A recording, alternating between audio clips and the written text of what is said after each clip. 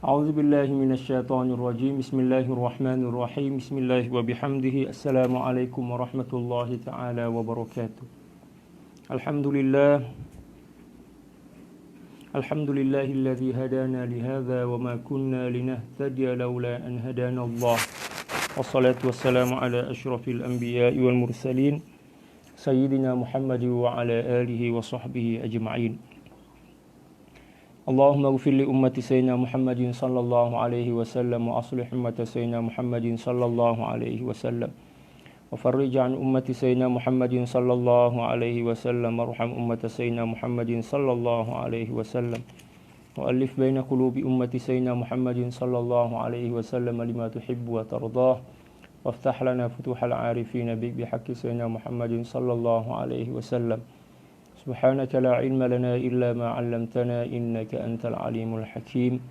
Wala hawla wala quwwata illa billahil aliyyil azim. Rabbi shrah li sadri wa yassir li amri wahlul 'uqdatam min lisani yafqahu qawli. Sallallahu ala sayyidina Muhammad wa ala alihi wa sahbihi wa sallam. Alhamdulillahi rabbil alamin. Alhamdulillah, berjumpa kembali dalam kajian at-tafsir dari kitab At-Tafsiril Munir karangan Profesor Dr. Wahbah Zuhaili radhiyallahu taala an. Dan insyaallah pada episode kali ini kita akan membahas tentang ayat 104 dan 105 dari suratul Baqarah. Sebelum kita masuk ke dalam penafsiran kedua ayat ini, insyaallah saya akan membacakan kedua ayat tersebut dan menerjemahkannya dengan terjemahan bebas. A'udzu billahi minasyaitonir rajim. Bismillahirrahmanirrahim. Ya ayyuhalladzina amanu la taqulu ra'ina wa qulu dhurna wasma'u walil kafirina 'adzabun alim. Wahai orang-orang yang beriman. Ini merupakan ayat pertama yang menyeru orang-orang beriman dengan gelaran orang-orang beriman. Dan di dalam Al-Quran seruan Allah Subhanahu wa taala dengan menyebut sifat iman sebanyak 88 kali, 88 ayat. Hai orang-orang yang beriman, janganlah kamu mengatakan ra'ina ketika kamu berkata-kata atau berbicara dengan Nabi Muhammad sallallahu alaihi wasallam. Sebaliknya katakanlah unzurna. Dan hendaklah kamu mendengar segala perintah dan membulatkan hati menerimanya. Dan ingatlah bahwa orang-orang kafir itu akan mendapatkan azab dan seksa yang tidak seorang pun yang mengetahui batasan kesakitannya. Azabun alim maksudnya azab yang sangat pedih. Ayat ini diturunkan oleh Allah Subhanahu wa taala pertama untuk membongkar kebusukan orang Yahudi ketika mereka mengatakan kepada baginda Rasulullah sallallahu alaihi wasallam dengan kata ra'ina, yang artinya dalam bahasa Ibrani adalah kamu adalah seorang yang jahat. Walaupun dalam bahasa Arab arti ra'ina sangat baik. Ya. Ra'ina artinya perhatikanlah kami, kasihilah kami. Akan tetapi mereka plesetkan. Zahirnya atau lafaznya lafaz Arab, tetapi maksud mereka adalah maksud atau makna dari bahasa Ibrani yang artinya seseorang yang jahat dan merupakan celaan serta cacian kepada baginda Rasulullah SAW. Oleh karena itu Allah Subhanahu wa taala melarang orang-orang beriman untuk mengucapkan ra'ina, akan tetapi digantikan dengan ucapan yang lain yang mempunyai makna serupa akan tetapi lafaznya berbeda, yaitu unzurna. Ma yawaddu alladhina kafaru min ahli alkitabi walal musyrikin ay yunazzala alaykum min khairin min rabbikum wallahu yakhtassu bi rahmatihi man yasha wallahu dhul fadlil azim. Orang-orang kafir dari golongan ahli kitab dan juga dari kalangan orang-orang musyrik tidak suka dan sangat benci sekiranya diturunkan kepada kalian sedikit dari kebaikan, walaupun sedikit. Ya, orang-orang kafir ini akan senantiasa hasad kepada orang-orang yang beriman apabila orang-orang beriman mendapatkan kebahagiaan walaupun sedikit. Yang dimaksud dengan kebaikan di sini diantaranya adalah wahyu dari Tuhan kalian. Tetapi yang dimaksud bukan hanya wahyu saja, akan tapi segala sesuatu yang bisa kita ambil manfaatnya, dan itulah yang menyebabkan orang-orang kafir senantiasa hasad dan dengki kepada orang-orang beriman. Padahal Allah Subhanahu wa taala maha berhak menentukan rahmatnya kepada siapapun rahmat itu dikehendaki dan diberikan. Dan Allah Subhanahu wa taala juga mempunyai limpahan karunia yang tidak terbilang. Itulah dua ayat dan terjemahannya. Selanjutnya kita akan masuk ke dalam pembahasan sababun nuzul atau latar belakang turunnya ayat 104 dari suratul Baqarah ini. Qala radhiyallahu ta'ala anhu wa nafa'ana Allahu bi'ulumihi wa 'ulumi syuyukhihi wa syuyukhina wa jami'i awliya'illahi shalihin fid dharain. Allahumma amin. Sebelum kita masuk dalam pembahasan sababun nuzul ayat 104, dua ayat ini menjelaskan tentang beberapa adab dalam bertutur kata dengan baginda Rasulullah SAW, dan juga menjelaskan tentang sumber atau asal dari pengkhususan risalah yang dibawa oleh baginda Rasulullah SAW. Sababun nuzul al-ayah al-arba'ah ba'da al-mi'ah. قال ابن عباس في رواية عطاء وذلك أن العرب كانوا يتكلمون بها فلما سمعهم اليهود يقولونها للنبي صلى الله عليه وسلم أعجبهم ذلك وكان راعنا في كلام اليهود سبا قبيحا فقالوا إنا كنا نسب محمدا سرا فالآن أعلن السب لمحمد فإنه من كلامه فكانوا يأتون نبي الله صلى الله عليه وسلم فيقولون يا محمد راعنا ويضحكون ففطن بها رجل من الأنصار وهو سعيد بن معاذ وكان عارفا بلغة اليهود وقال يا أعداء الله عليكم لعنة الله والذي نفس محمد بيده لئن سمعتها من رجل منكم لأضربن عنقه فقالوا ألستم تقولونها فأنزل الله تعالى يا أيها الذين آمنوا لا تقولوا راعنا. Atha meriwayatkan bahwa Sayyidina Ibnu Abbas radhiyallahu taala anhuma berkata bahwa bangsa Arab biasanya menggunakan kata ra'ina dalam bertutur kata. Karena memang pada dasarnya kata ra'ina itu merupakan sesuatu yang baik, yang artinya atau maknanya perhatikanlah kami, pedulilah kepada kami, utamakanlah kami, dengarkanlah kami, ya, kasihilah kami. Itu kata dasar dari ra'ina, akan tetapi digunakan oleh orang Yahudi untuk mencela baginda Rasulullah SAW, ya, dengan secara sir, rahasia. Ya, maksudnya bersilat lidah lah, menggunakan kata yang baik tetapi maksud yang buruk. Ya.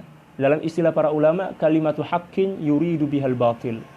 Perkataan yang baik akan tetapi bermaksud buruk, bertujuan buruk. Sayyidina Ibnu Abbas radhiyallahu taala menjelaskan bahwa orang-orang Arab zaman dahulu, bahkan di zaman beliau,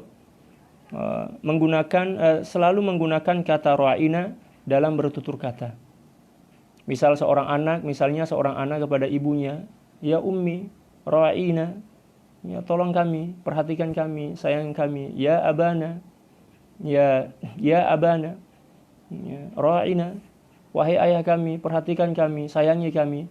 Seperti itulah kebiasaan orang Arab dalam menggunakan kata ra'ina, ya, dalam keseharian mereka. Maknanya baik, ya, tujuannya pun baik pada awalnya. Dan ketika orang-orang Yahudi mendengarkan ungkapan ini, ditujukan kepada baginda Rasulullah sallallahu alaihi wasallam, yang mana para sahabat selalu mengatakan, "Ya Rasulullah, ra'ina. Ya Rasulullah, sayangi kami, perhatikan kami." Orang-orang Yahudi mendengar. Woi, orang-orang beriman ini selalu menggunakan kata ra'ina. Ya. Dan di dalam bahasa Arab kata ra'ina itu adalah hinaan, cacian. Ya. Lalu mereka menggunakan kata tersebut kepada baginda Rasulullah SAW ketika bertutur kata kepada baginda Rasulullah SAW, akan tetapi dengan tujuan yang buruk dan jahat sesuai dengan maksud dalam bahasa Ibrani yang artinya seorang laki-laki yang buruk dan jahat.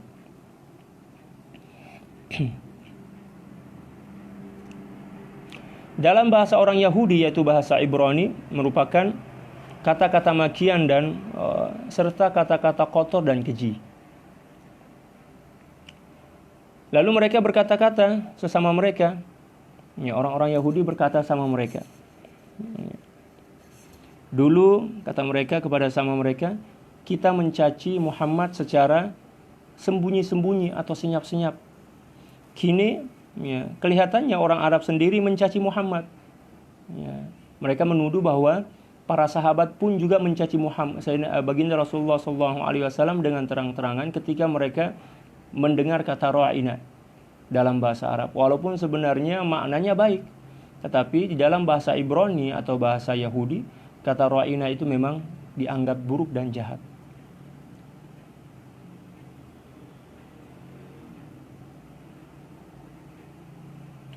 Dan ternyata kata mereka, kata ini ada dalam bahasa mereka.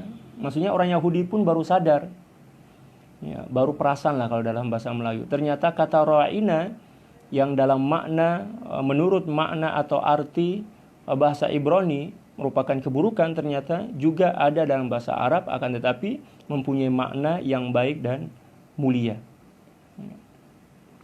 Lalu mereka pun datang menemui baginda Rasulullah SAW dan mengungkapkan kata tersebut. Mereka berkata, "Wahai Muhammad, ra'ina, ya Muhammadu ra'ina." Lalu kemudian mereka tertawa, gelak lah istilah kita.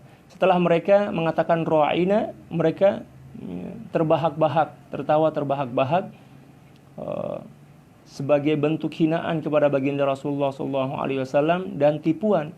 Mereka menganggap bahwa baginda Rasulullah SAW tidak faham bahwa mereka sedang menghina baginda Rasulullah SAW. Tapi kebiasaan baginda Rasulullah SAW, apabila syakhsiyah atau kepribadian beliau, pribadi beliau yang dihina, beliau tidak marah. Beliau tidak marah. Oleh karena itu beliau diam saja. Beliau senyap saja, tak ada respon pun walaupun sikit. Ketika mana orang-orang Yahudi ini mencaci, memaki, demikian juga dia menghina baginda Nabi SAW dengan kata ra'ina.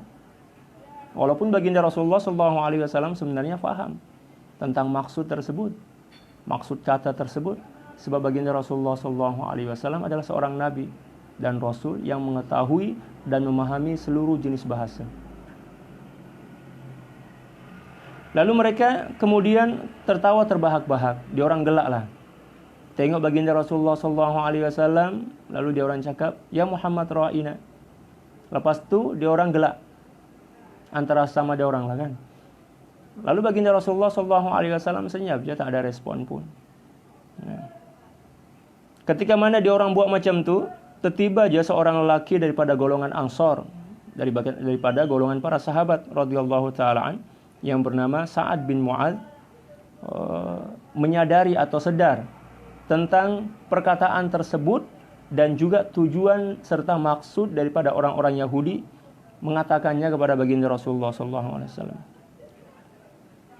Sebab Sayyidina Sa'ad bin Mu'adz ini adalah seorang sahabat yang faham tentang bahasa Yahudi, yaitu bahasa Ibrani. Beliau bukan setakat paham ya, akan tetapi juga mampu untuk bertutur kata dengan bahasa Ibrani.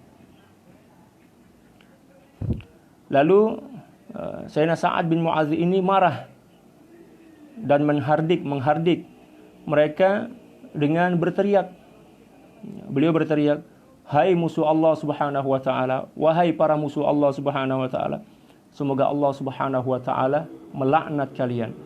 Nah, di sini ada beberapa adab yang kita bisa ambil dari peristiwa ini. Yang pertama, baginda Rasulullah SAW mengajarkan kepada kita bahwa ketika harga diri kita, kehormatan kita yang dicabik-cabik, yang dikoyak-koyak kalau dalam bahasa Melayu oleh seseorang, kita tidak perlu marah. Kita tidak perlu marah. Ya. Ini merupakan adab nabawiyah, adab Nabi SAW yang sangat luhur, yang sangat agung dan mulia. Beliau tidak pernah marah apabila kehormatan pribadi beliau yang dicabik-cabik dan dihina oleh siapapun. Tetapi seorang sahabat yang bernama Sa'ad bin Mu'adz, ketika baginda Rasulullah SAW dihina seperti itu, beliau marah. Dan ini merupakan suatu kewajiban seorang muslim untuk membela Nabi besar Muhammad SAW sebagai nabi mereka.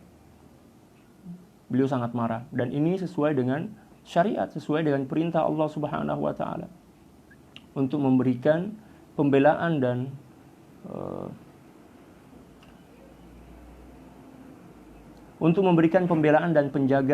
penjagaan terhadap diri baginda Rasulullah SAW dan juga kehormatannya. Oleh karena itu, hadis ini mengajarkan kepada kita bahwa apabila simbol-simbol agama, terutama baginda Rasulullah SAW, demikian juga Al-Quran dihina dan dicaci maki, maka wajib hukumnya bagi kita untuk membela dan mengangkat suara atau melakukan proses-proses yang memberikan pengertian pembelaan terhadap simbol-simbol agama tersebut. Nah, dan itu telah ditunjukkan dan ditampilkan melalui sosok seorang sahabat yang agung yang bernama Sayyidina Sa'ad bin Mu'adz, yang tergolong sebagai sahabat Ansor. Dan di sini juga menunjukkan bahwa boleh kita mencaci maki atau mengutuk orang yang menghina kehormatan dan keagungan simbol-simbol agama. Di sini kan beliau mengatakan, ya ada Allah, wahai para musuh-musuh Allah Subhanahu wa taala, semoga Allah Subhanahu wa taala melaknat kalian. Demi Allah, kata beliau, yang setiap jiwa ada, yang mana jiwa Nabi Muhammad SAW berada dalam genggamannya.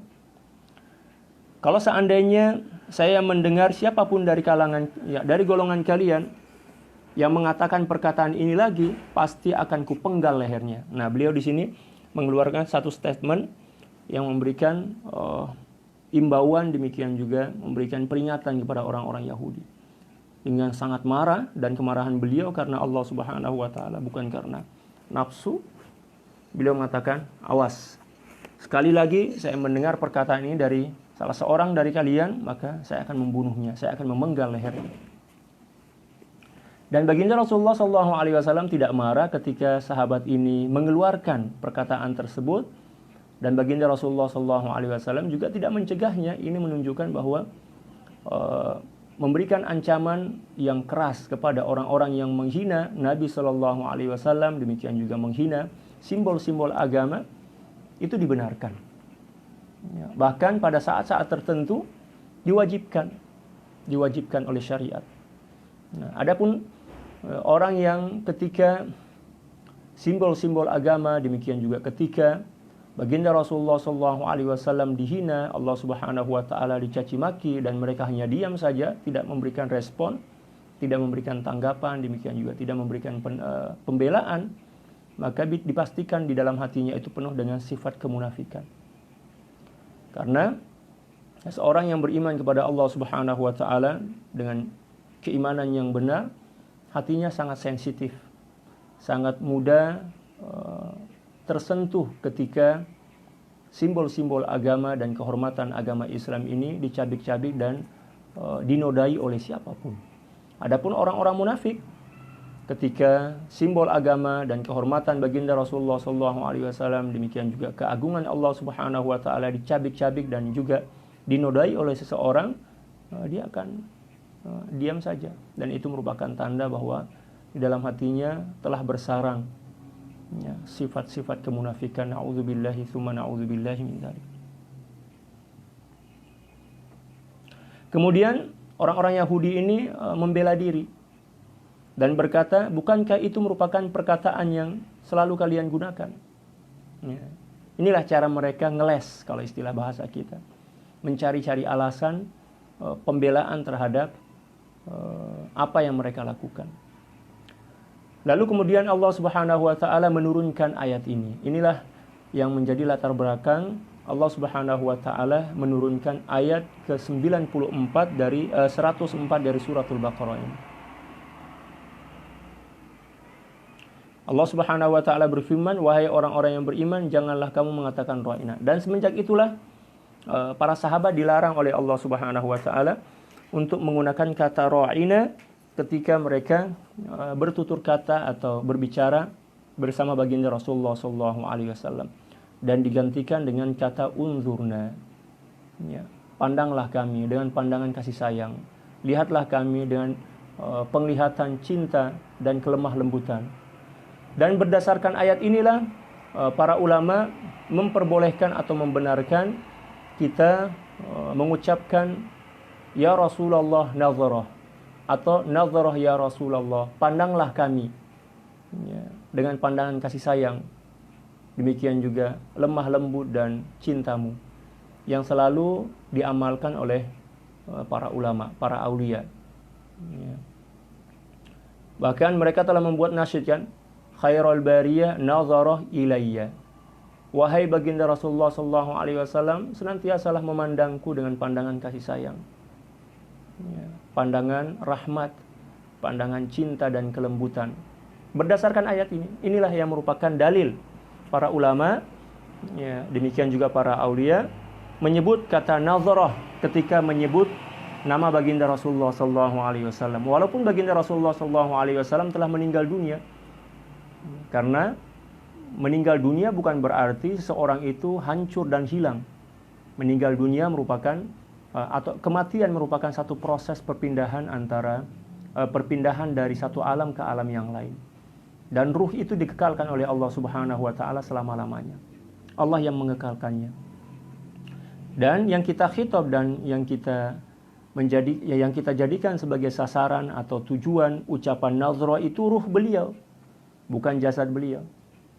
Oleh karena itu, kita dibenarkan dan diperbolehkan mengucapkan nazarah setiap kita menyebut nama baginda Rasulullah SAW, dan bahkan disunahkan, bahkan diperintahkan sesuai ayat ini, ya ayyuhalladzina amanu la taqulu ra'ina walakin zurna wasma'u.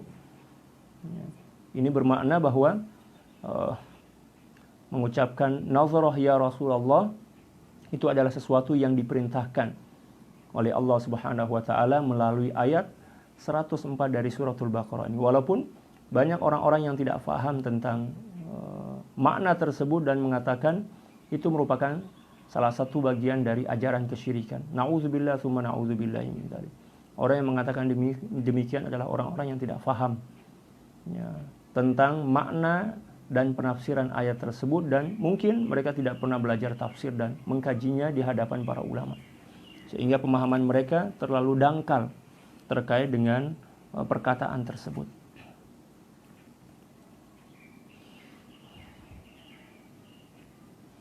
Selanjutnya kita akan membahas tentang sababun nuzul ayat ke-105. Qala al-mufassirun innal muslimina kanu idza qalu li hulafaihim minal yahudi aminu bi Muhammadin sallallahu alaihi wasallam qalu hadha alladhi tad'unana ilayhi laysa bi khairin mimma nahnu alayhi wala wadatna law kana khairan fa anzalallahu ta'ala takdziban lahum.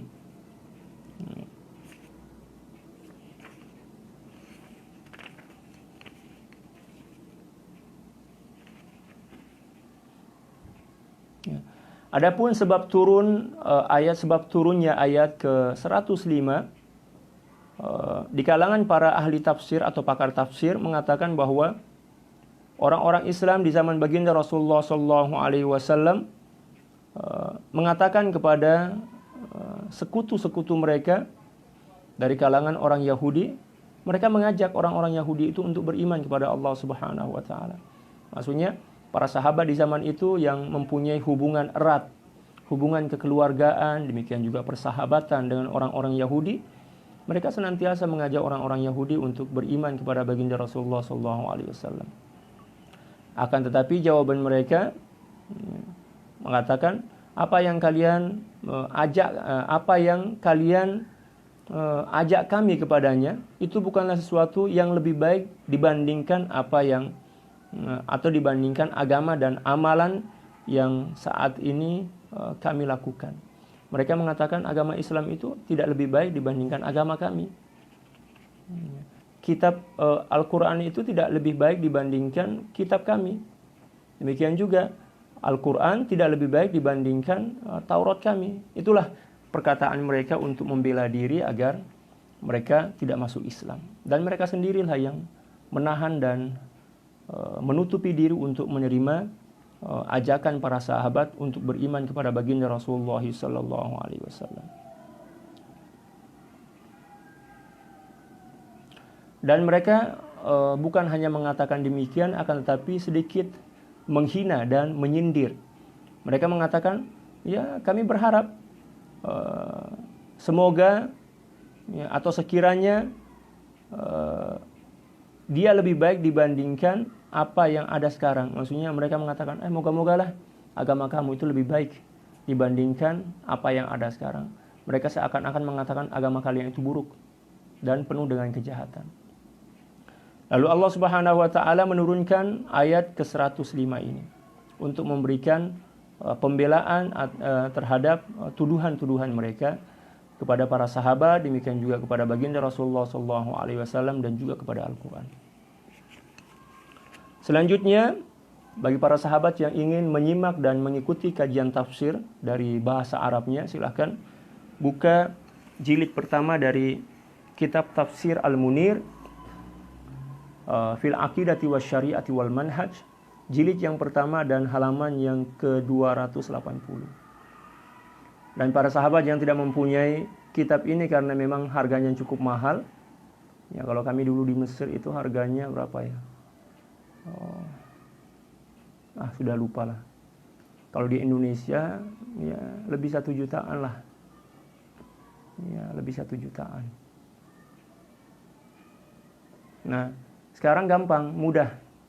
Para sahabat tulis saja ya, di Mr. Google ya, Tafsir At-Tafsirul Munir PDF. Ya, gratis insyaallah, boleh download, bisa download gratis. Yang penting ada kuota internetnya. Terutama bagi para sahabat yang mempunyai tab misalnya atau mempunyai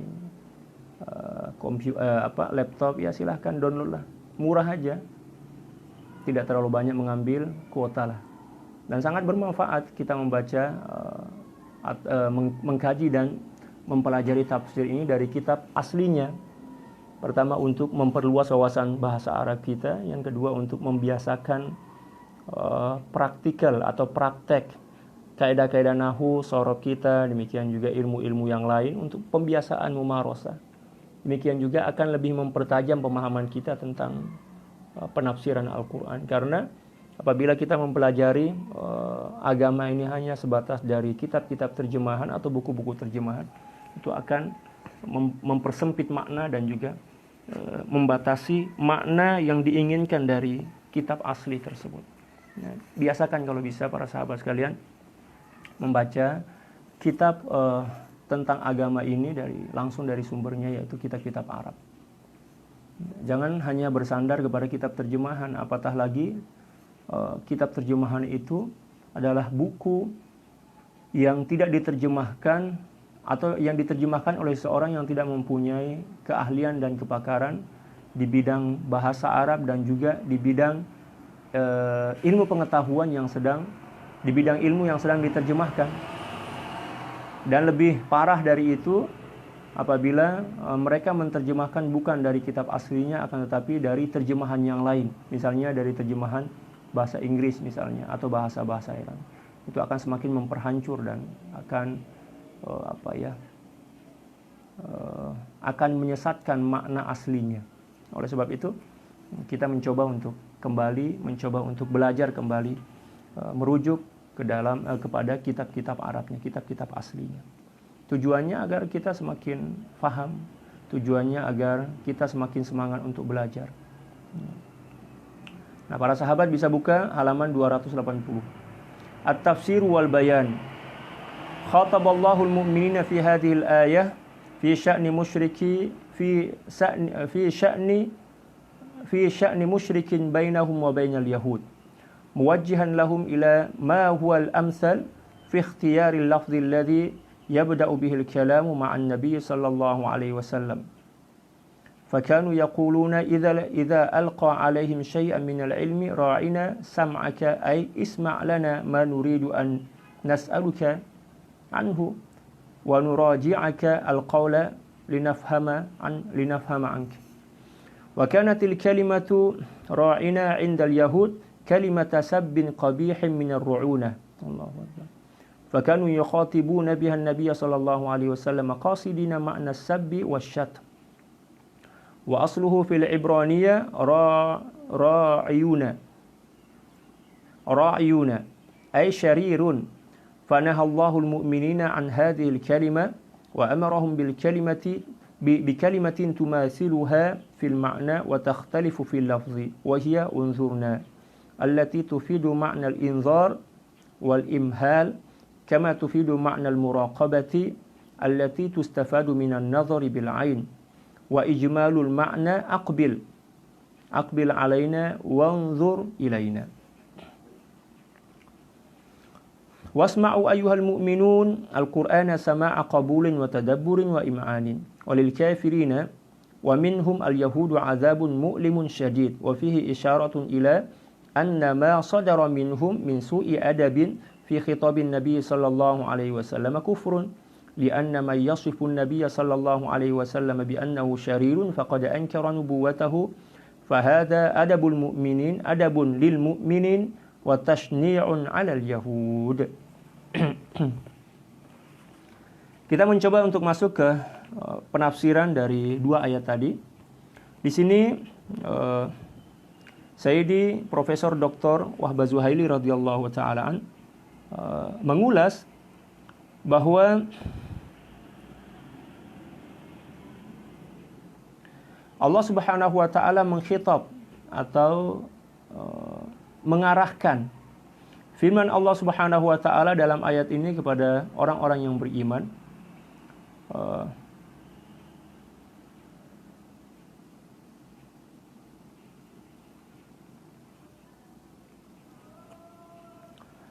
Yang membahas atau menyentuh tentang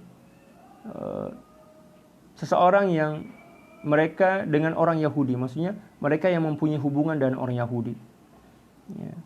Yang disentuh di sini adalah orang-orang yang mempunyai hubungan dengan orang-orang musyrik, demikian juga orang-orang Yahudi. Allah Subhanahu wa taala mengarahkan dan menasihati orang-orang beriman agar memilih lafaz yang lebih mulia, demikian juga lebih beradab, ya, ketika sedang bertutur kata kepada baginda Rasulullah sallallahu alaihi wasallam.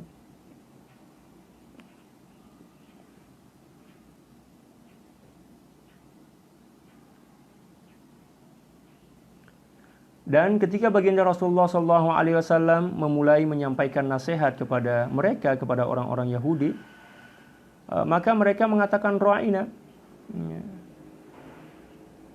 Apa maksud ra'ina? Menurut Profesor Dr. Wahbah Zuhaili, beliau menerjemahkan dengan mengatakan, ya, isma' minni.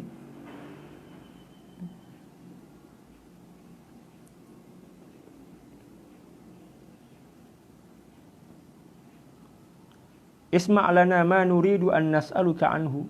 Ya. Yang artinya, ya, tolong pasang telingamu kepada kami dan tolong perhatikanlah pertanyaan-pertanyaan kami. Kami ingin memahami apa yang engkau akan sampaikan kepada kami.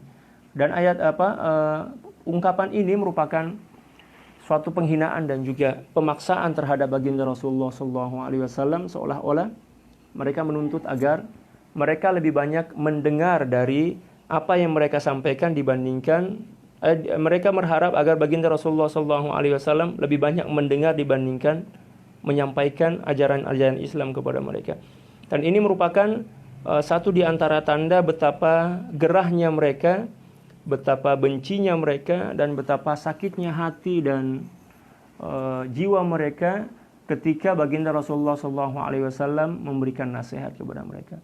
Dan telah disebutkan dalam beberapa ayat sebelum ini di awal-awal suratul Baqarah bahwa orang-orang munafik, demikian juga orang-orang kafir, ketika mereka mendengar wejangan nasihat tentang kebenaran ajaran Islam, maka seolah-olah suara yang menjelaskan tentang atau ucapan yang menjelaskan tentang kebenaran Islam dan nasihat itu bagaikan petir yang menyambar-nyambar, demikian juga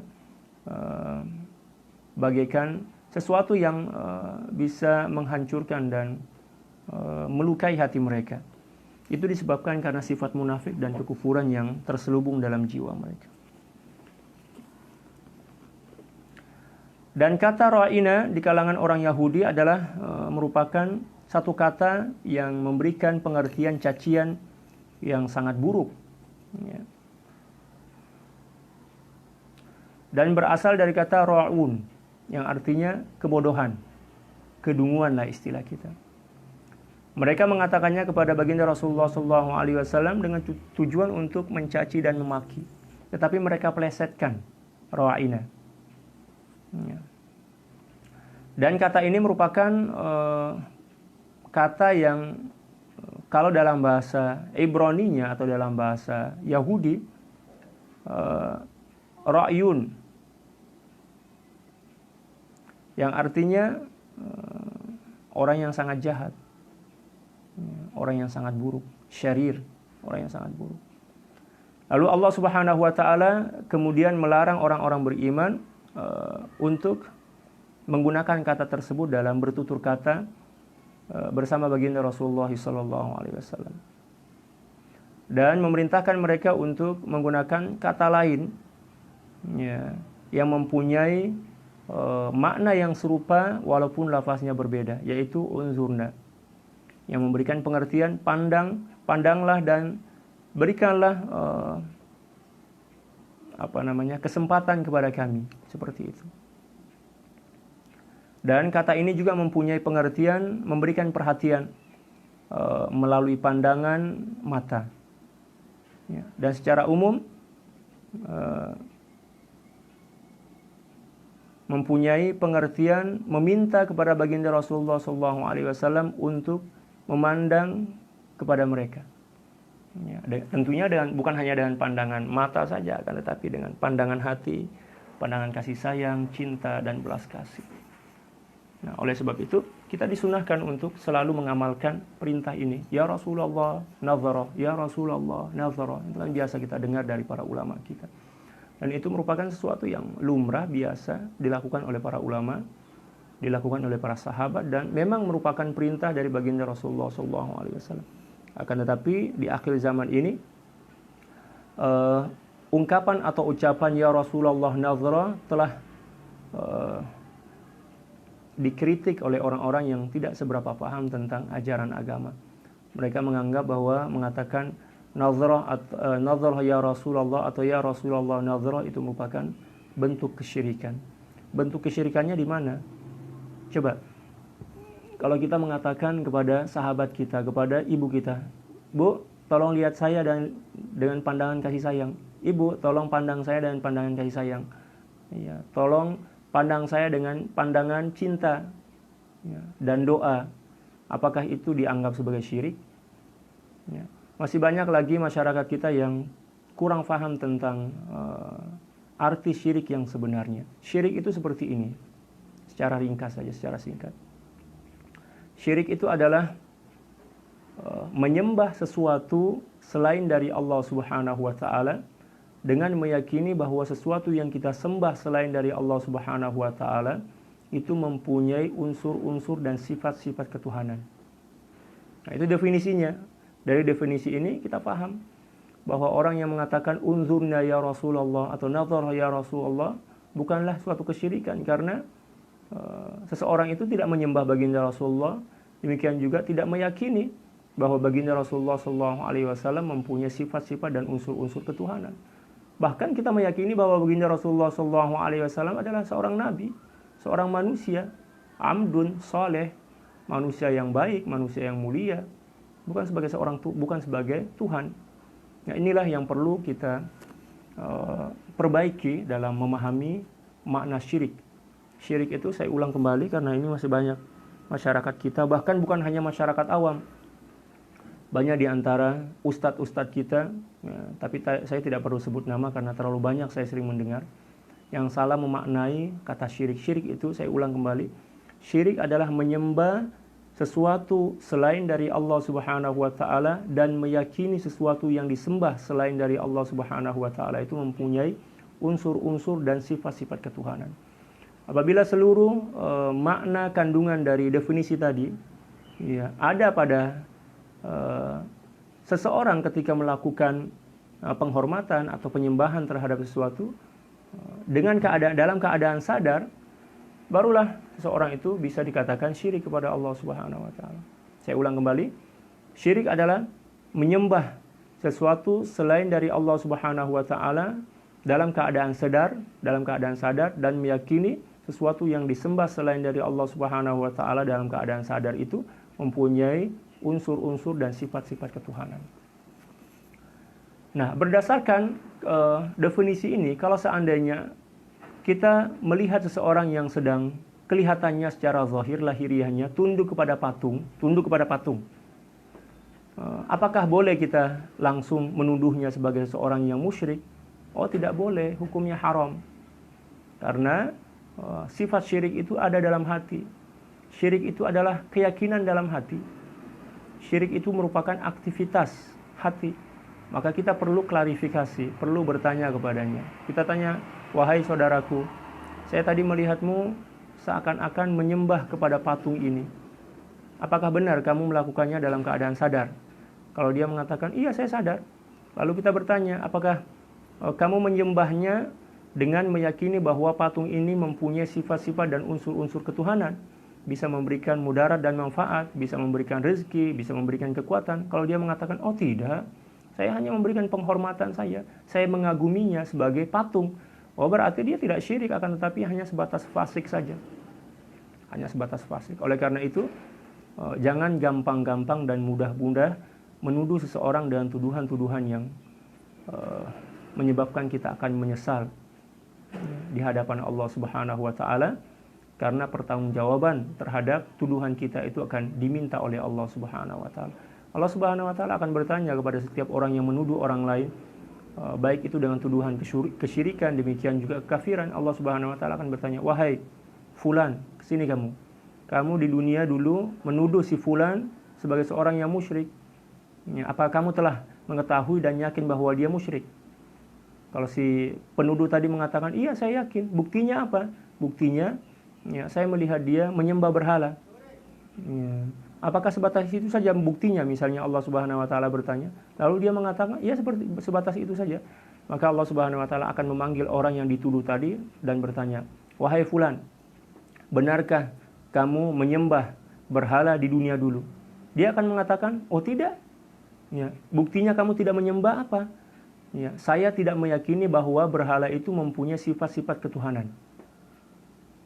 Maka terbatalkanlah ya tuduhan si penuduh tadi kepada orang yang tertuduh, dan orang tersebut akan dimasukkan dan dijerembabkan ke dalam neraka karena menuduh tanpa adanya bukti. Na'udzubillah tsumma na'udzubillah. Jangan gampang-gampang dan mudah-mudah menuduh siapapun dengan tuduhan yang buruk.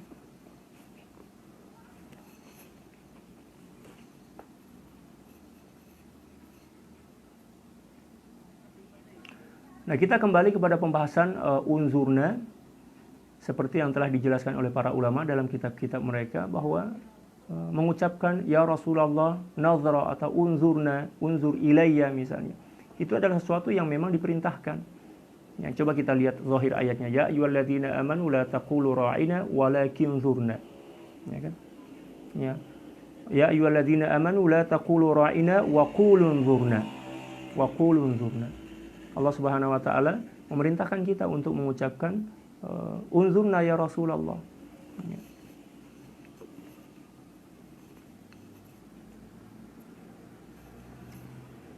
Selanjutnya kata beliau, wahai orang-orang beriman, dengarkanlah Al-Quran dengan penuh perhatian. Fahamilah dengan pemahaman yang teliti. Dan berdasarkan ayat ini, berdasarkan penafsiran ini, dan juga ayat yang ditafsirkan oleh Profesor Dr. Wahbah Zuhairi ini, kita senantiasa diperintahkan oleh Allah Subhanahu wa taala untuk melakukan penelitian, kajian secara mendalam terhadap nilai-nilai yang terkandung dalam Al-Quran dengan tujuan untuk semakin menambah keyakinan kita kepada Allah Subhanahu wa taala, semakin menambah semangat kita untuk mengamalkan syariat Allah Subhanahu wa taala, dan juga semakin menambah cinta kita kepada Allah Subhanahu wa taala, kepada Al-Quran, dan juga kepada baginda Rasulullah sallallahu alaihi wasallam. Kita tidak diperintahkan hanya merasa cukup dengan membaca Al-Quran saja.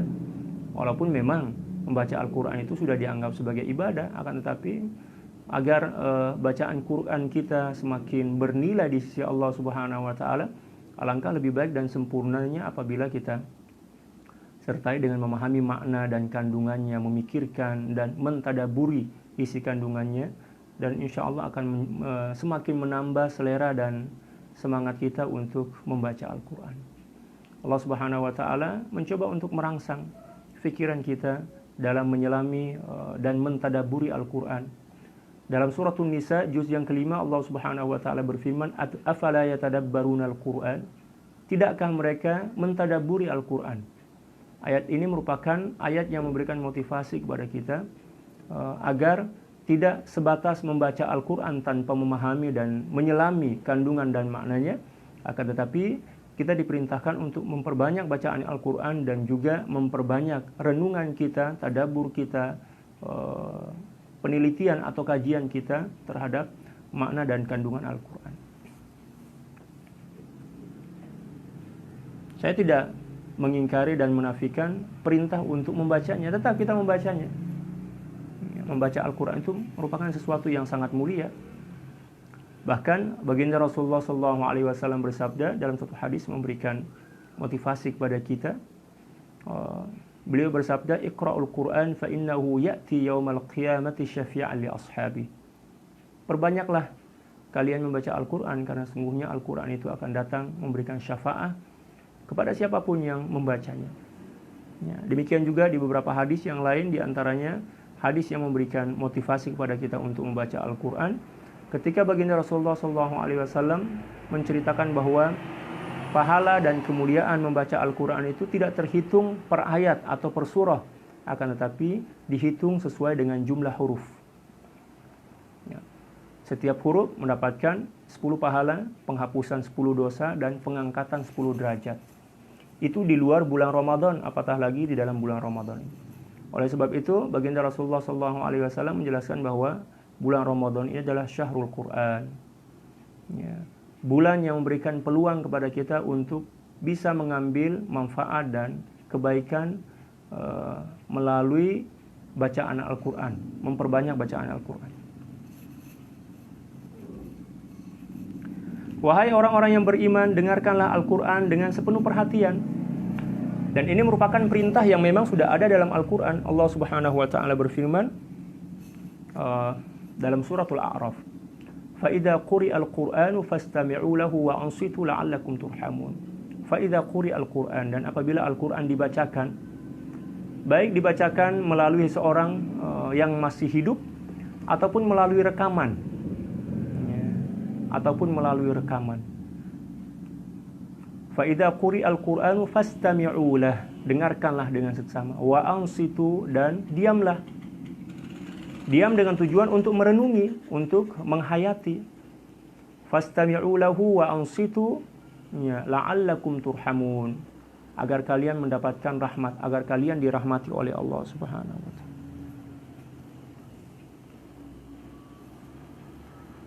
Lalu kita juga diperintahkan untuk memahami sesuai dengan beberapa makna ayat dalam Al-Quran. Afala yatadabbaruna al-Quran, itu kan. Ya. Demikian juga ayat-ayat yang lain. Dan juga diperintahkan untuk melakukan kajian, ya, mendengarkan dengan seksama, penuh perhatian, demikian juga memahaminya dengan baik, dan juga melakukan penelitian, atau kalau dalam bahasa Melayunya penyelidikan. Ya, penelitian dalam bahasa Indonesia, kalau dalam bahasa Melayu itu ya penyelidikan. Bukan penyidikan ya, tetapi penyelidikan. Itu bahasa mereka. Agar kalian dapat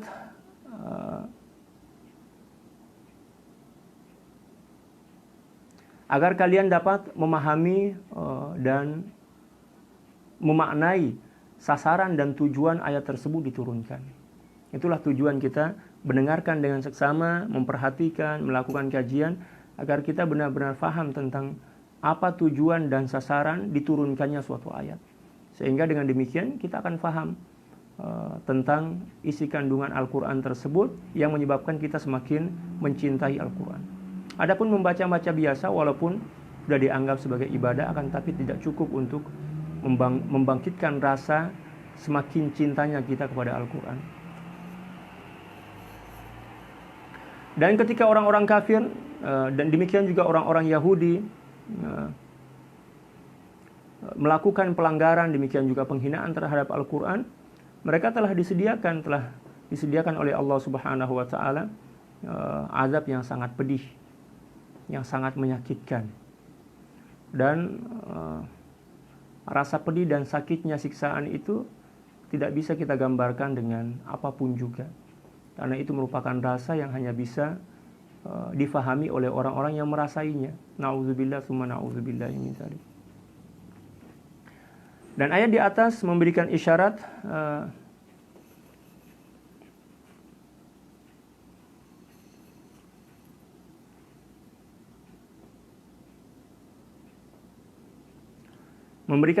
dan pengajaran kepada kita agar senantiasa menjaga adab kepada baginda Rasulullah SAW ketika kita sedang bertutur kata. Itu di zaman baginda Rasulullah SAW. Adapun di zaman sekarang, ketika baginda Rasulullah SAW telah meninggal dunia dan tidak ada bersama kita, maka yang menjadi pengganti beliau adalah para ulama, demikian juga orang-orang soleh, demikian juga ketika kita membaca Al-Quran, demikian juga ketika kita membaca hadis-hadis baginda Rasulullah SAW, kita diperintahkan untuk menjaga adab. Dan seorang yang menghina baginda Rasulullah SAW, mencaci maki baginda Rasulullah SAW, baik secara langsung maupun secara sindiran, maka akan menyebabkan seseorang itu kufur. Kita harus ingat ya, mencaci maki, menghina, memburukkan baginda Rasulullah SAW, baik secara tersirat maupun tersurat, sengaja, baik secara langsung maupun secara sindiran, hukumnya kufur apabila disengaja. Na'udzubillah tsumma na'udzubillah min dzalik.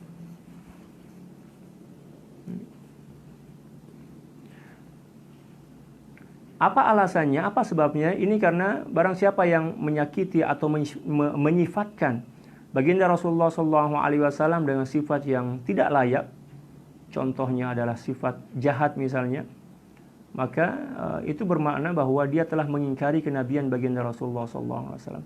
Karena satu di antara tanda atau makna kenabian itu adalah kemuliaan, ya, sifat mulia.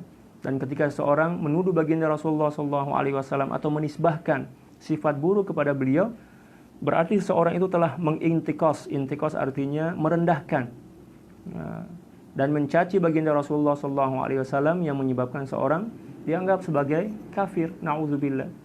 Itu orang yang mencaci maki, mengolok-olok baginda Rasulullah, baik secara sindiran maupun secara terang-terangan.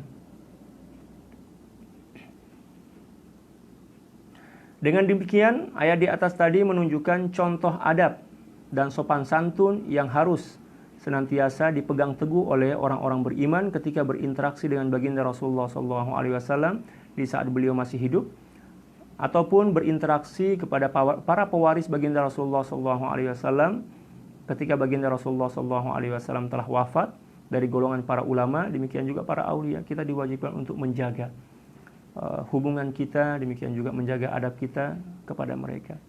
Karena baginda Rasulullah SAW bersabda, al-ulama warasatul anbiya. Para ulama itu merupakan pewaris para nabi. Ya. Kita wajib menghormati para ulama kita.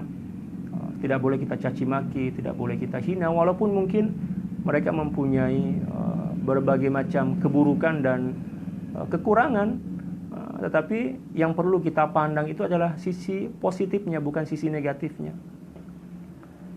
Dan cara memandang dan menilai seperti inilah yang perlu kita kembali semaikan dalam jiwa kita. Ketika kita melihat seseorang dengan segudang kekurangannya, akan tetapi masih terlihat ada satu kebaikan, walaupun kebaikan itu satu, maka yang perlu senantiasa kita ingat dan kita pandang adalah sisi baiknya, walaupun hanya sedikit, walaupun hanya 1%. Ya. Jangan kebalikannya.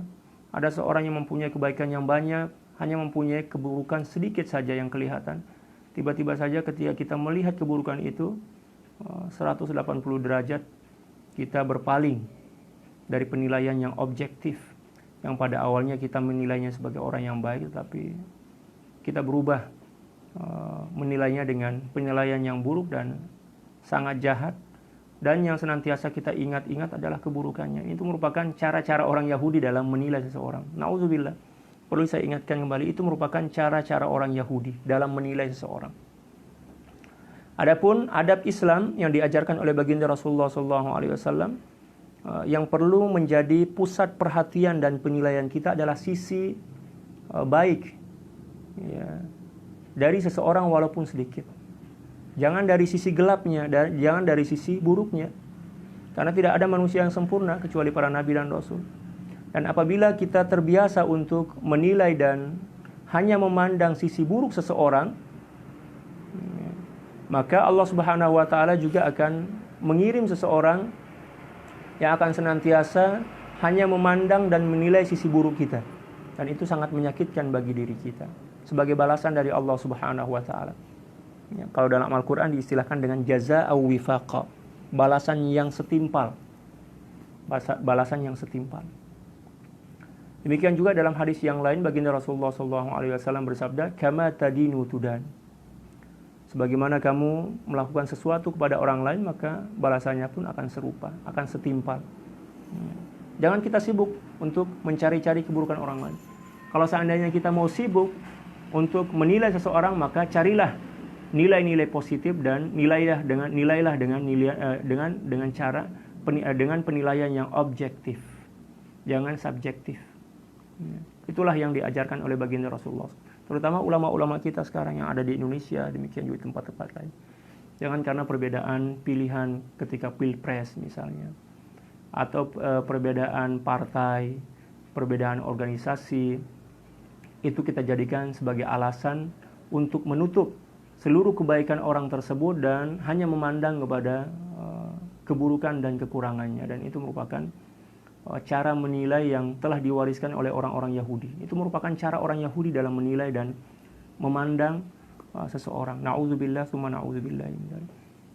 Contoh yang lain misalnya, anak kita mempunyai banyak kekurangan. Jangan hanya kita pandang kekurangannya. Tapi bukan berarti kita lalai dari kekurangannya. Yang kita jadikan pusat perhatian itu adalah kebaikannya. Kebaikannya kita semakin sempurnakan, kita semakin kembangkan. Adapun kekurangannya jangan kita jadikan sebagai penjustis untuk memburuk-burukan atau untuk menjatuhkan mental dan semangatnya untuk melakukan perubahan. Tapi kita perbaiki dengan cara-cara yang baik, dengan cara-cara yang santun. Kecuali apabila anaknya keras kepala, ya kita tegasi sedikit, bukan kasari ya, tetapi ditegasi. Ya, berikan penegasan yang tetap menjaga norma-norma dan etika adab. Seperti itu yang diajarkan oleh baginda Rasulullah sallallahu alaihi wasallam. Dan di samping demikian juga ayat di atas tadi telah membongkar tentang keburukan-keburukan dan niat jahat yang terselubung dalam hati orang Yahudi ketika mereka mencoba untuk mempelesetkan kata ra'ina dengan tujuan untuk menghina. Walaupun pada dasarnya kata ra'ina itu merupakan suatu kata yang mempunyai arti dan makna yang sangat baik. Akan tetapi mereka pelesetkan menggunakan bahasa Arab, tetapi yang mereka inginkan adalah makna bukan dari bahasa Arabnya, akan tetapi dari bahasa Ibraninya, yang berarti dungu, yang berarti jahat, yang berarti bodoh. Na'udzubillah, tsumma na'udzubillah min dzalik. Para sahabat sekalian, selanjutnya kita akan masuk pada lanjutan dari penafsiran Sidi Profesor Dr. Wahbah Zuhaili, masih pada halaman 280. Beliau mengatakan, Wa antum ayyuhal mu'minuna alladhina araftum sya'nal yahudi ma'a anbiya'ihim kunu ala hadharin. Fama yawaddu ahlul kitabi wa musyrikul arabi ay yunazzala alaikum khairun aw ay yanzila alaikum khairun min rabbikum kal qur'ani war risala wal kutubul karimu a'zamul khairat fahuwa al hidayatul uzma wa bihi jama'a Allahu syamlakum wa wahhada sufufakum wa tahhara uqulakum min zagil wasaniyah wa aqamakum ala sunanil fitrati wa hum yu'adduna nuzula syarri bikum wa hum yawadduna nuzula syarri bikum wa intihaa amrikum wa zawala dinikum.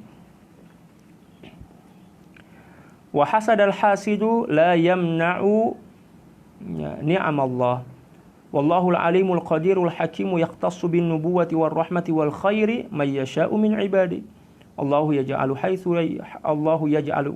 yaj'alu wallahu a'lamu haitsu yaj'alu risalata wa ya'lamu man yuaddi wajibahu bi sya'niha khaira ada fala yanbaghi li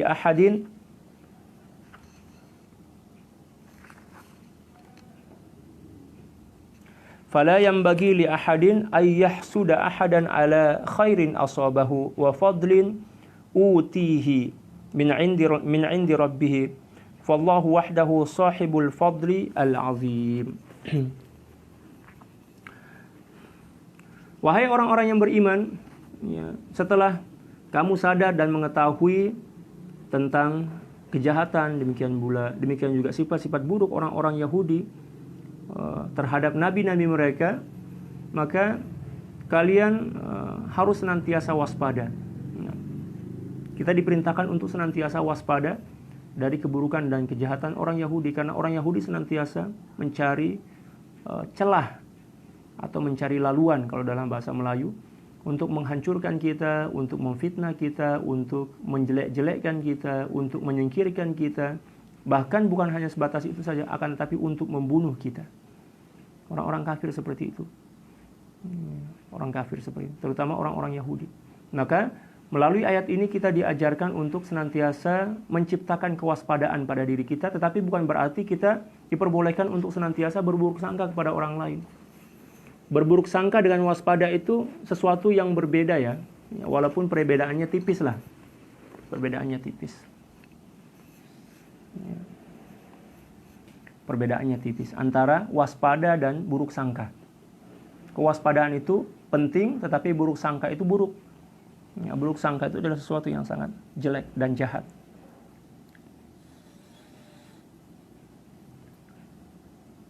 Karena ahli kitab, demikian juga orang-orang musyrik senantiasa tidak menginginkan sesuatu kebaikan diturunkan kepada kalian.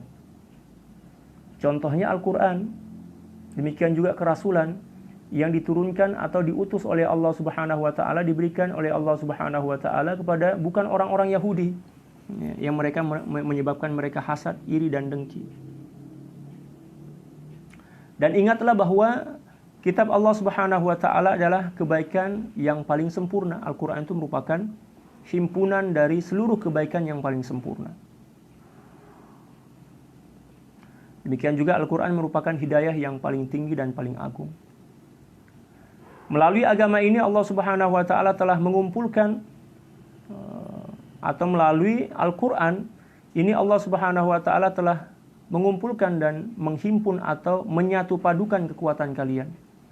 Yang dahulunya kita tercerai-berai, maka Allah Subhanahu wa taala mengajak kita untuk berpegang teguh, ya, menjaga persatuan dan kesatuan. Wa'tasimu bihablillahi jami'an.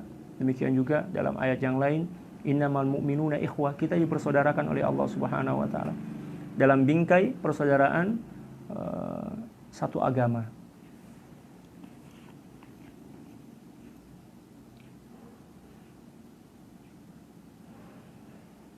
Dan Allah Subhanahu wa taala telah menyatukan barisan-barisan kalian, dan Allah Subhanahu wa taala telah menjernihkan akal kalian dengan Al-Quran. Nah, orang yang senantiasa rajin membaca Al-Quran, pasti pikiran dan hatinya senantiasa jernih. Karena Al-Quran itu mempunyai satu kekuatan dan energi yang mampu menghancurkan seluruh pikiran-pikiran buruk dan kotor dalam hati dan pikiran manusia. Orang yang selalu membaca Al-Quran, apatah lagi dia menghafal dan ketika membacanya dengan bacaan tadabbur, perenungan, maka akan semakin bersih fitrahnya dan akalnya pun akan semakin jernih dan tajam. Jernih dan tajam. Mungkin para sahabat masih ingat ya dengan Tuan Guru Bajang. TGB lah, kita panggil TGB. Salah seorang guru kami di Lombok dulu, di pondok pesantren. Beliau adalah seorang yang sangat cerdas. Subhanallah. Dari penuturan guru tahfiz kami yaitu Tuan Guru Haji Mahfuz Muhyiddin, guru tahfiz kami dulu, yang pernah membimbing tahfiz dan tafsir beliau mengatakan Tuan Guru Bajang itu memang hebat, genius, luar biasa. Kekuatan hafalan beliau, kekuatan pemahaman beliau, ya, ketajaman pemahaman beliau itu sangat luar biasa. Nah, ketika kami masih mondok dulu dan masih banyak berinteraksi dengan beliau, banyak orang yang bertanya tentang apa yang menjadi tips beliau sehingga bisa menjadi orang sehebat itu. Kata beliau diantaranya adalah doa orang tua. Orang tua senantiasa mendoakan umi beliau, ya, Uminda Siti Hajjah Rohun, hafizahullah. Ya, alhamdulillah masih sehat sampai saat ini dan masya Allah kesehatan beliau sama seperti ketika kami masih mondok dulu. Saya mondok di Lombok itu mulai tahun 99 sampai tahun 2004. Saya melihat umi beliau, ibu beliau, rupa beliau sama saja, tidak ada perubahan, tidak ada tanda-tanda penuaan, sama saja. Itu berkah karena beliau ternyata senantiasa menjaga wudhu, demikian juga bukan menggunakan kosmetik ya. Awet muda bukan karena kosmetik, akan tetapi beliau senantiasa menjaga wudhu, ya, senantiasa ceria, banyak berwirid karena beliau memang luar biasa, wiridnya luar biasa, ya, bacaan wiridnya itu luar biasa dan kami tahu karena kami pernah diasuh oleh beliau. Itu yang pertama, berbakti dan doa dari orang tua, kata beliau. Yang kedua, ketika masih belajar dulu di Mesir, walaupun saya tidak pernah ketemu dengan beliau karena beliau adalah senior saya, ya, tapi sempat ketika beliau masih dalam proses penyelesaian disertasi doktoral beliau, saya masih ada di sana. Dan ketika munaqasyah, kami pun sempat menghadiri munaqasyah beliau. Beliau mengatakan sebelum belajar, dan beliau mempunyai waktu-waktu tertentu yang memang telah ditetapkan dan diisi secara istiqomah untuk belajar. Ini tips bagi kita, bagi para pelajar lah. Sebelum beliau memulai pelajaran, beliau akan membaca atau mengulang hafalan beliau 1 juz. 1 juz seperti itu. 1 juz. Sebelum membaca, sebelum belajar, beliau mengaji dulu. Mengulang hafalan, muraja'ah, mengulang hafalan sebanyak 1 juz, dan luar biasa hafalan beliau, luar biasa, sangat tajam, kuat ingatan beliau. Ya. Sesuai dengan apa yang dikatakan oleh Sidi Syekh Profesor Dr. Wahbah Zuhaili dalam tafsir ini, bahwa salah satu cara untuk mencerdaskan, demikian juga menajamkan fikiran dan akal, dan juga memperkuat daya ingat dan daya faham akal fikiran kita, maka dengan cara memperbanyak membaca Al-Quran.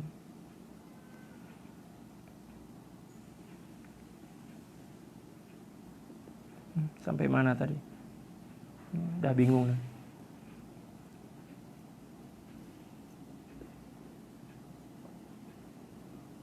Nah,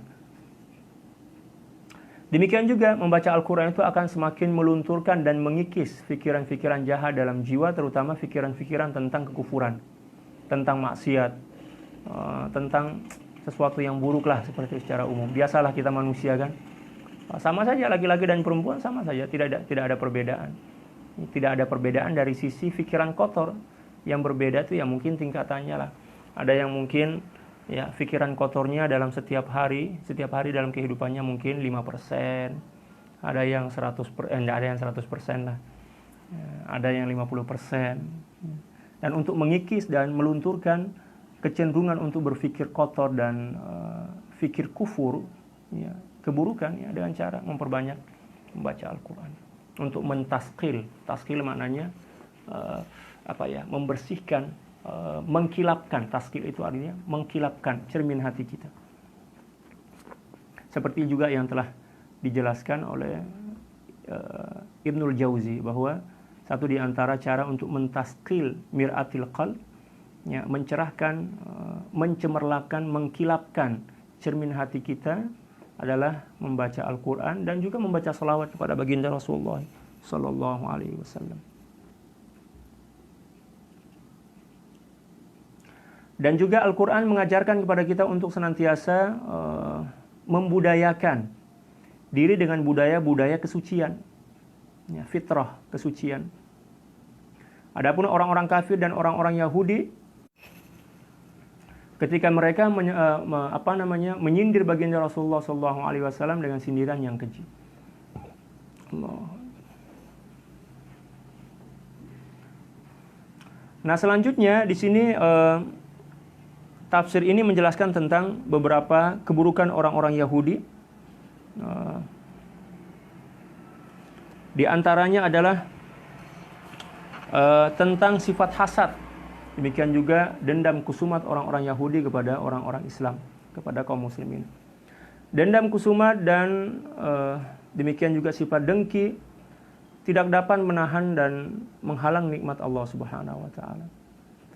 Sedengki dan sehasad apapun seseorang kepada diri kita, maka apa yang menjadi ketentuan Allah Subhanahu wa taala dari nikmat, demikian juga kebaikan yang Allah Subhanahu wa taala telah tetapkan tidak akan mampu terhalang oleh sifat hasad seseorang.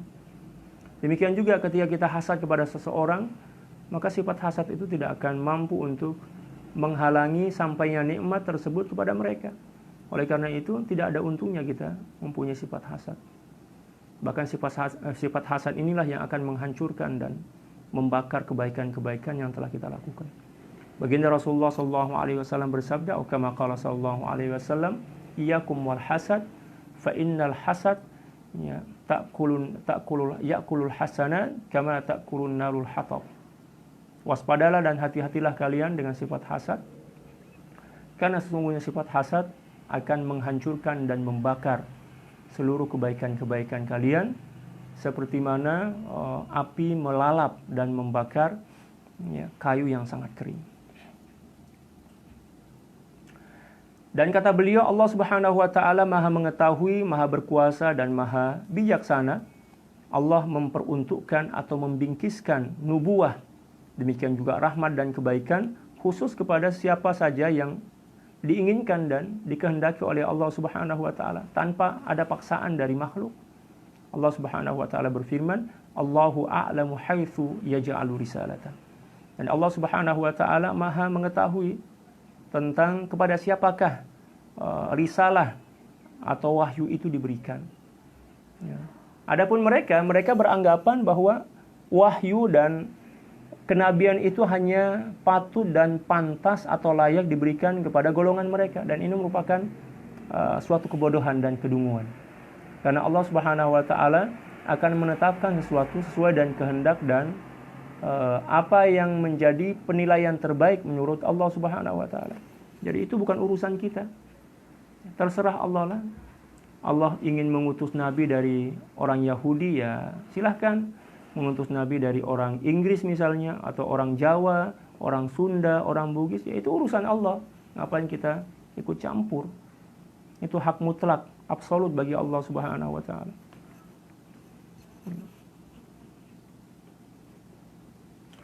Dan Allah Subhanahu wa taala Maha mengetahui siapa yang menunaikan kewajiban secara sempurna, maka itulah yang dipilih oleh Allah Subhanahu wa taala. Oleh sebab itu, beberapa sifat nabi kan menunjukkan betapa mulianya apa yang ada pada diri beliau. Siddiq, fatona, tabligh, dan amanah kan. Itu wajib ada pada seorang nabi dan juga wajib ada pada seorang ulama, pewaris baginda Rasulullah SAW. Tanda-tanda ulama akhirat atau ulama Rabbani, ya, tanda-tandanya ada 4. Yang pertama tabligh, yang pertama siddiq, tabligh, fatona, dan amanah ya. Amanah dan fatona ada 4. Apabila kita bertemu dengan seorang ulama yang mempunyai 4 ciri-ciri atau 4 sifat ini, dipastikan bahwa dia adalah seorang ulama Rabbani. Bukan ulama calang-calang lah istilah dalam bahasa Melayu. Kalau istilah kita bukan ulama abal-abal. Bukan ulama abal-abal, istilahnya abal-abal.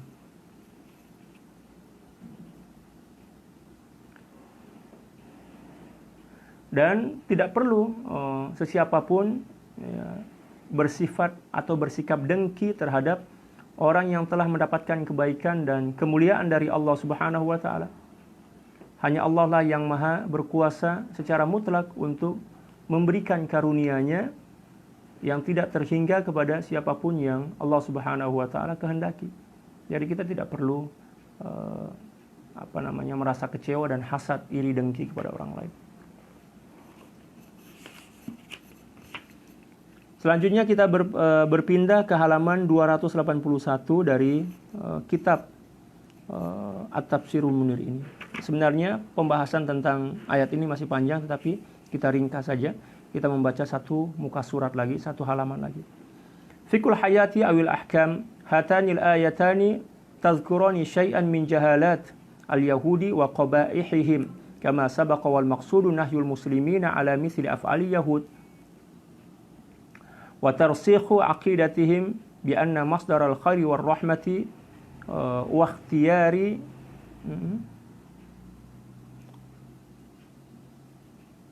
wa ikhtiyaru man huwa ahlun lin nubuwati war risalati huwa Allah ta'ala fala yasihhu li ahadin an yahsuda ahadan ala ma ataahu Allah min fadlihi wa bada'atil ayah الأولى بقوله تعالى يا أيها الذين آمنوا وهو أول خطاب خُطِبَ به المؤمنون في هذه السورة من 88 موضعا من القرآن ذكر فيها هذا الخطاب الدال على إقبال الله تعالى على المؤمنين وتذكيرهم بأن الإيمان يقتضي من صاحبه أن يلتقي أن يتلقى أوامر الله ونواهيه بأتم طاعة وأحسن امتثال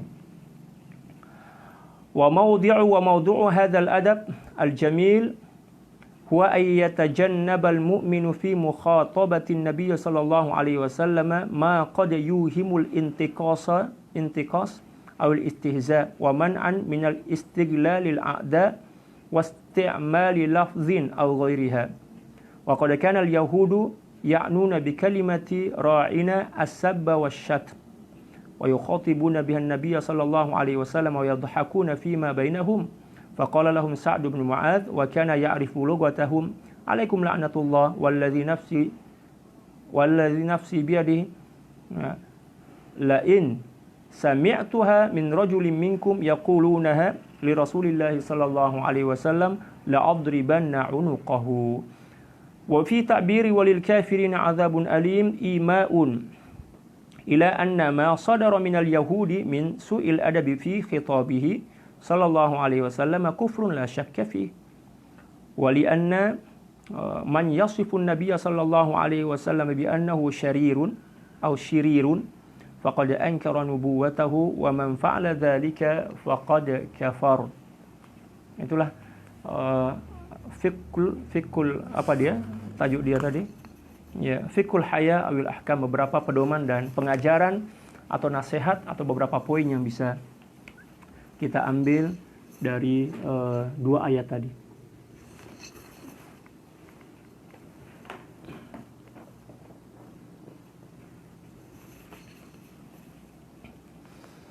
Dua ayat di atas tadi memberikan penjelasan atau pemaparan berbagai bentuk kebodohan dan kekonyolan atau kedunguan. Demikian juga kejahilan dan sifat-sifat keji orang Yahudi. Tujuannya apa? Tujuannya untuk mencegah orang-orang beriman agar tidak mengikuti dan menyerupai sifat-sifat keburukan mereka dan mengikuti langkah mereka. Ayat ini juga bertujuan untuk memberikan nasihat agar iman dan akidah orang-orang Islam semakin teguh dan semakin mantap, ya. Dan bahwa sumber kebaikan, demikian juga rahmat dan kasih sayang, serta hak memilih Rasul dan Nabi dari golongan manapun dia, itu merupakan hak mutlak atau absolut milik Allah Subhanahu wa Ta'ala. Tidak pantas dan atau tidak layak bagi siapapun bersifat hasad dan dengki kepada orang yang telah Allah Subhanahu wa Ta'ala berikan anugerah dan karunia kepada mereka, kepadanya. Ayat pertama telah dimulai dengan seruan Allah Subhanahu wa Ta'ala kepada orang-orang yang beriman, yang artinya wahai orang-orang yang beriman. Merupakan bentuk ungkapan seperti ini adalah yang pertama kali diajukan oleh Allah Subhanahu wa Ta'ala dalam suratul Baqarah, yang mana ayat atau ungkapan ya ayyuhalladzina amanu itu diulang oleh Allah Subhanahu wa Ta'ala dalam seluruh Al-Qur'an sebanyak 88 kali.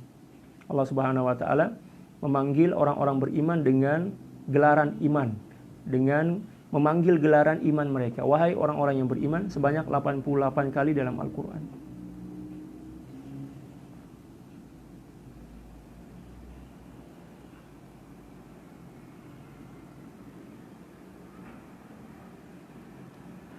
Dan ungkapan ini memberikan ilustrasi kepada kita tentang betapa perhatiannya Allah Subhanahu wa Ta'ala dan betapa tinggi dan agungnya perhatian Allah Subhanahu wa Ta'ala, ya, dan kasih sayang Allah Subhanahu wa Ta'ala kepada orang-orang yang beriman, sehingga yang dipanggil itu adalah sifat kemuliaan mereka. Wahai orang-orang yang beriman, tidak dipanggil nama mereka. Bukan ya ayuhan nas, akan tapi yang dipanggil adalah sifat kemuliaan yang ada pada orang-orang yang beriman, yaitu sifatul iman. Ungkapan dalam ayat ini juga memberikan peringatan kepada kita bahwa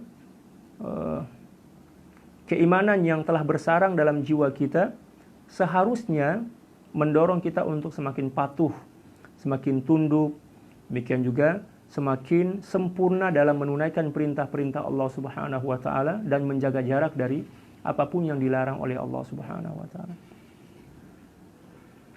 Dan juga Allah Subhanahu wa Ta'ala mengajarkan kepada kita tentang tata cara, perlakuan serta adab yang mulia yang menitik beratkan kepada perlunya seorang mukmin menghindarkan diri atau menjauhkan diri dari perkataan-perkataan atau ungkapan-ungkapan yang boleh menyakiti dan melukai serta mencederai kehormatan baginda Rasulullah SAW walaupun dalam bentuk gurauan. Ketika berbicara, berinteraksi dengan baginda Rasulullah SAW dengan lafaz tertentu, ya, kita harus menjaga adab. Dan tujuan dari itu semua adalah untuk menjaga dan menghalang musuh-musuh Islam untuk mengambil kesempatan dengan lafaz-lafaz tertentu.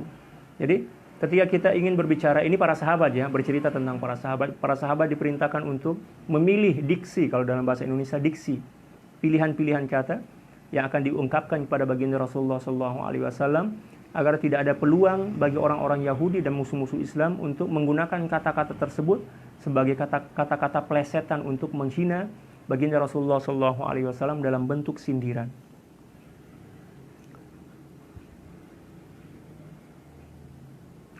Dan orang-orang Yahudi sebagaimana kebiasaan mereka selalu mencari keburukan. Kalau tidak ada keburukan pada diri seseorang, mereka berubah menjadi pencaci, pendeki, demikian juga penghina. Mereka berusaha untuk mencari kalimat-kalimat atau kata-kata yang bisa dijadikan sebagai alat sindiran untuk menghina baginda Rasulullah SAW. Dan mereka saling mentertawakan ketika baginda Rasulullah SAW disapa dengan bahasa sindiran yang artinya hinaan tersebut. Dan itu tercermin ketika mereka sedang berbicara dan baginda Rasulullah SAW yang disaksikan oleh seorang sahabat yang bernama Sa'ad bin Mu'adz, ya, ketika mereka mengatakan ra'ina, yang artinya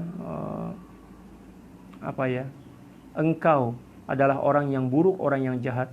Seketika itu juga sahabat Nabi yang bernama Sa'ad bin Mu'adz marah dan memberikan pembelaan kepada baginda Rasulullah SAW dengan melaknat mereka dan juga memberikan jaminan nyawa beliau untuk dipertaruhkan demi menjaga kehormatan dan maruah baginda Rasulullah SAW.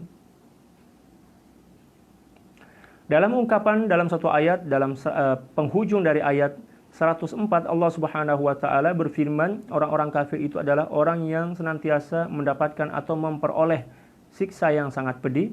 Ayat ini menunjukkan bahwa keburukan dan kejahatan serta kebiadaban orang-orang Yahudi ketika berbicara kepada baginda Rasulullah SAW dengan kata-kata yang kasar, yang tidak senonoh, adalah merupakan bagian dari perbuatan yang kufur, yang jelas tidak bisa diragukan lagi.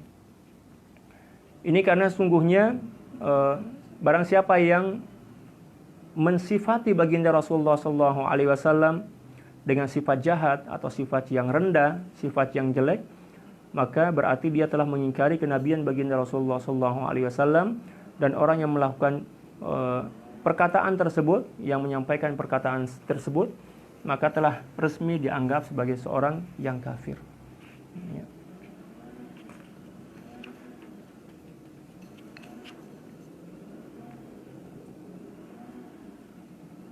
Wallahu a'lam bishawab. Cukup sekian ulasan tafsir kita pada kali ini dari ayat 104 sampai ayat 105 dari suratul Baqarah. Semoga kita semakin paham tentang kitab suci kita dan kita semakin bersemangat untuk membaca, mencintai dan mengamalkannya. Dan semoga amal ibadah kita diterima oleh Allah Subhanahu wa taala. Semoga kita semakin istiqamah dalam melakukan pembenahan diri kita, demikian juga dalam melakukan amal soleh sesuai dengan tuntutan syariah, dan semoga kita senantiasa mendapatkan limpahan kasih sayang dan cinta Allah Subhanahu wa taala, sehingga dengan cinta dan kasih sayang tersebut kita mendapatkan kebahagiaan di dunia dan di akhirat, dan semoga kita mati dalam keadaan husnul khatimah, mendapatkan syafaat baginda Rasulullah SAW dan masuk surga bighairi hisab, dan mendapatkan nikmat yang teragung, yaitu wujuhu yauma idzin nadhirah, memandang kepada wajah Allah Subhanahu wa taala bersama baginda Rasulullah SAW, demikian juga ibu dan ayah kita, istri dan anak-anak kita, para sahabat kita, demikian juga saudara-saudara kita, demikian juga sahabat-sahabat dan kaum muslimin dan muslimat secara keseluruhan. Ala hadhin niyah wa ala kulli niyatin salihah bisirril Fatihah. A'udzubillahi minasyaitonir rajim. Alhamdulillahirabbil alamin arrahmanir rahim maliki iyyaka na'budu wa iyyaka nasta'in ihdinas siratal mustaqim siratal ladzina an'amta 'alaihim ghairil maghdubi 'alaihim waladdallin. Sebelum kita sudahi atau kita tutup perjumpaan ini, marilah kita membaca salawat kepada baginda Rasulullah SAW sebagai pembuktian rasa cinta dan rindu kita kepada beliau. Innallaha wa malaikatahu yusholluna 'alan nabiy ya ayyuhalladzina amanu shallu 'alaihi wa sallimu taslima. Allahumma shalli 'ala sayyidina Muhammadin 'abdika wa rasulika nabiyil ummi wa 'ala alihi wa sallim. Allahumma shalli 'ala sayyidina Muhammadin 'abdika wa rasulika nabiyil ummi wa 'ala alihi wa sallim. Allahumma shalli 'ala sayyidina Muhammadin 'abdika wa rasulika nabiyil ummi wa 'ala alihi wa sallim 'adada ma wasi'ahu 'ilmullah. Sekian, wallahul muwaffiq wal hadi ila sabilir rasyad wal 'afu minkum. Tsumma assalamu alaikum warahmatullahi taala wabarakatuh.